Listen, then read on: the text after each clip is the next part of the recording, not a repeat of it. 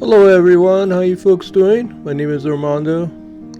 About a week ago, I attended a tribute to one of my classmates. His name is Aaron Mahi. And there was a song that was sung that inspired me to do this video because there's a story behind the song. And the title of this video is called The Story of Hawaii's Old Plantation. Okay. Now, just to give you a little bit of background on that, the current site we're in Hawaii, in Honolulu, if you know where the Neil Blaisdell Concert Hall and Arena, that whole area, prior to it being constructed and where it sits today, used to be the Ward, what was called the Ward Estate. And I remember as I was growing up, I was a little boy, and my mother, in fact, my mother and my aunties all went to see this place because it was going to be torn down. And it was a part of history, of Hawaii's history. And I do remember it. I do remember walking the entire estate and seeing the house of the old plantation. I was a young boy. I'm not sure exactly what year it was. It was probably, because I think that area, the Blaisdell, was around 62 or 63. It was constructed. I was probably about 9 or 10 years old at the time when I went there. My mother took me there. But I do remember, and I do have memories of it. And the story is very interesting. So let's begin.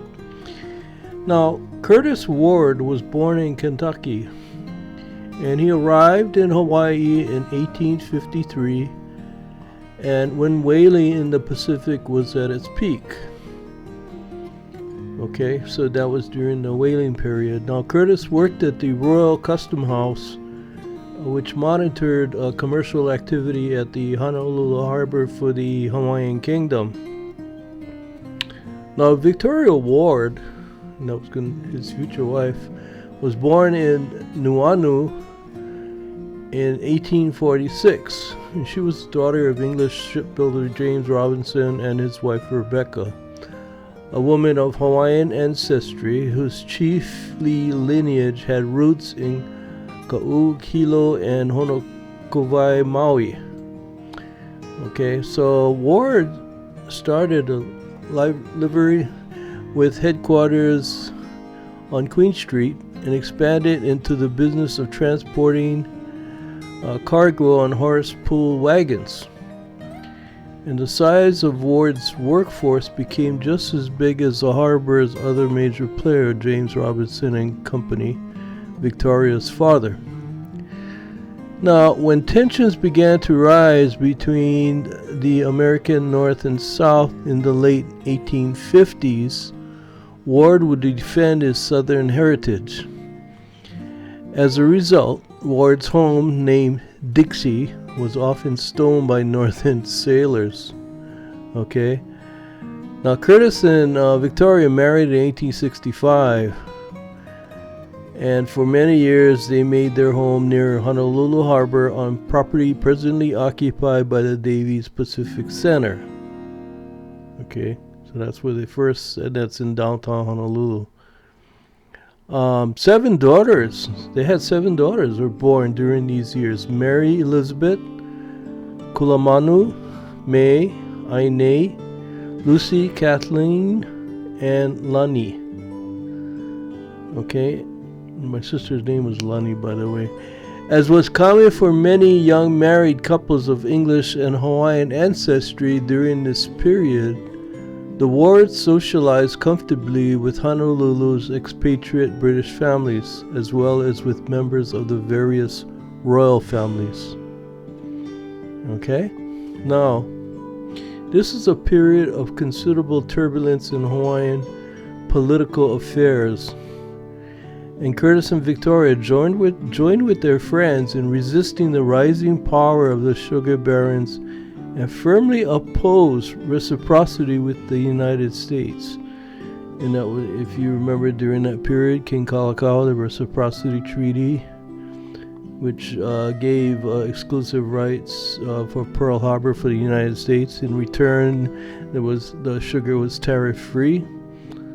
Okay, so even in later years, Victoria Ward held through her political convictions and remained a loyal friend and supporter of Liliuokalani after the overthrow of the monarchy in 1893. Okay? Now, then the Wards bought land on what was then outskirts of Honolulu, eventually acquiring over 100 acres of land and running from Thomas Square and King Street down to the ocean. Now I remember when I was a kid going through this area, this property was all, I mean, it wasn't like it is today. There was a lot of trees. It was kind of like it was a lot of, it doesn't, nowhere near what it looks like today. 'Cause I guess they knocked down all those trees and that whole estate to make way for the exhibition hall and the arena that's standing there today. They built the old plantation in 1882, a stately southern style home on the Mauka portion of the property. And if I'm not mistaken, I believe that's where the concert hall is right now. It featured an artesian well, vegetable and flower gardens, a large pond stocked with fish and extensive pasturage for horses and cattle, self-sufficient as a working farm. Old Plantation was surrounded by a vast coconut grove. Okay. Now in 1882, Curtis Ward died at age 53, leaving Victoria to raise 7 daughters and manage the estate. Okay, so Honolulu, and this is, as I mentioned before, they call it the H.I.C. Before the Blaisdell was called Honolulu International Center, H.I.C. Later renamed the Blaisdell Center. It was under construction in 1963. Okay, so at that time, that's when it was no longer the Ward Estate. The Blaisdell Center has been, ever since the Blaisdell Center has been in operation since 1964. So I guess it's about 60 years now almost in operation. And in 1994 it was remodeled and expanded. And the Blaisdell Center complex includes a multi-purpose area, exhibition hall, galleria, concert hall, meeting rooms, and parking structure. Many graduations occurred in that arena. And I graduated personally from Kamehameha Schools at the Blaisdell Arena. And I've been to many, many concerts and many, both the arena and the concert hall. Okay, now, in 2002, Chicago-based General Growth Properties, owner of Ala Moana Center, closed an agreement to buy Victoria Ward Ltd., giving it control of one of the state's largest private landowners and operator of a growing retail complex in Kaka'ako. So that's what happened. Okay, now, in 2010, General Growth spun off its development properties as the Howard Hughes Corporation and is working on plans for the creation and redevelopment of an urban master plan community in Kaka'ako. Ojai and Kamehameha Schools are the land owners in Kaka'ako. Okay. Now, Old Plantation was their elegant home at the corner of King Street and Ward Avenue, present site of the Neo Blaisdell Center. The home, built in 1880, was part of the vast 100-acre Ward estate with streams, fish ponds, and a water wheel and private school. The Wards and their 7 daughters were intimate friends of Hawaiian royalty and loyal supporters of the monarchy. When the last of the reclusive Ward sisters living at Old Plantation died in 1858, the city and county of Honolulu purchased the Mauka section of the estate for more than $2 million. Okay, so that was in 1958. At that time, I was 5 years old. And then, well, anyway, that's the story of the Ward estate. Showing pictures of now a lot of. At this time I'm gonna show you I'll let you listen to the song Old Plantation. Okay, now the words of the song is by Mary Jane Montano, music by David Nape. So, and I'm going to show a picture of Mary Jane Montano and the Ward estate and let you listen to the song. It's a very interesting story, folks, and the song is a beautiful song. I hope you enjoyed this video. Mahalo for watching, and ahui ho. Hua wale mai no ke aloha, kapa ia, puia i ke ala, i ka wai, hui hui ani ani.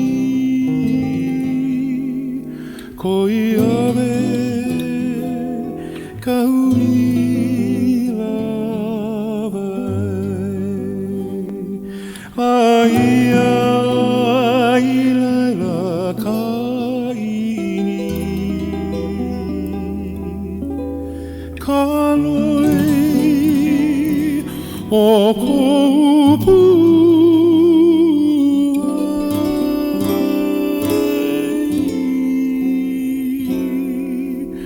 Old plantation, nani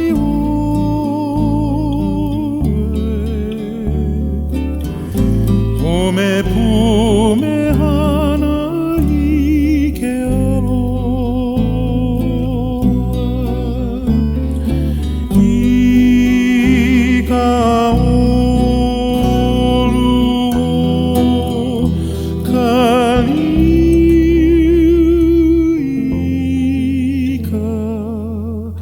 Poli o ke ona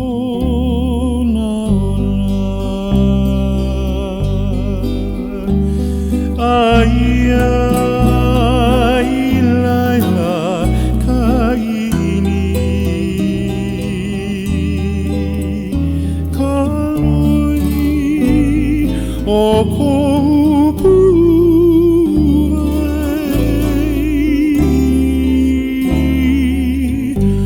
Old plantation, nani